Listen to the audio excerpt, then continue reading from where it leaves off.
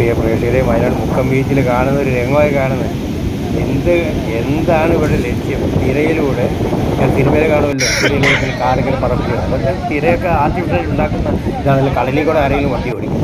ഇവർ അതൊക്കെ കണ്ടുകൊണ്ടാണെന്നുള്ളത് കാണിച്ച പോലെ എന്നുണ്ടല്ലോ. അവർ റേസ് ചെയ്യും തോറും ഈ മണലിൽ പോയിക്കൊണ്ടിരിക്കുക. വടം വരെ വലിച്ചു കെട്ടാൻ, വടം കൊണ്ട് വലിച്ചു കെട്ടാൻ നോക്കിയിട്ടൊന്നും നടന്നില്ലതെ. നാട്ടുകാരൊക്കെ ഇതിൻ്റെ മൊബൈൽ ചിത്രീകരണ സമയത്തൊക്കെ ഒരു തട്ടി കയറുന്ന കണ്ടു.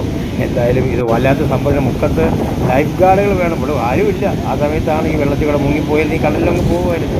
എന്തായാലും ഇവിടെ ഇതിനെപ്പറ്റി പ്രതികരിക്കാൻ ഒരാൾ വന്നിട്ട് പ്രതികരിക്കാൻ അദ്ദേഹത്തിൻ്റെ വാക്കുകൾ കേട്ടിട്ടില്ല.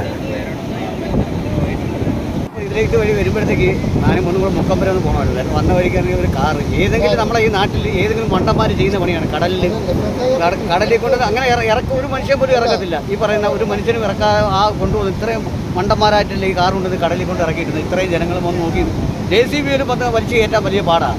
കാര്യം എപ്പോഴും വെള്ളം ഇറങ്ങി കയറി ഇരിക്കുന്നിടത്തില്ല. ഇച്ചിരി കൂടെ കരയിലോട്ടൊക്കെ ആണെങ്കിൽ കുഴപ്പമില്ല, അത് എങ്ങനെയെങ്കിലും പൊക്കാന്ന് വെച്ചിട്ട് ഇത് അവർ കൊണ്ടുവന്ന് ഈ ഇറക്കി പാറയുടെ ഇടയിലാണ് കിടക്കുന്നത്. പാറയുടെ ഇടയിൽ മണ്ണും തിരയെ അടിച്ച് കയറിക്കൊണ്ടിരിക്കുന്നു. എന്തോ നമ്മൾ പറയേണ്ടത്? ഇതിനകത്ത് മറുപടിയൊന്നുമില്ല പറയാൻ. ജനങ്ങൾ എത്തിക്കാൻ ശ്രമം നടത്തിയാണ്. വടമൊക്കെ കെട്ടി വലിച്ചു നോക്കിയിട്ട് ഒരു രക്ഷയില്ല. ആൾക്കാർ ചിലവിടെ ഒരുപാട് പേരുണ്ടായിരുന്നു, നടന്നില്ല.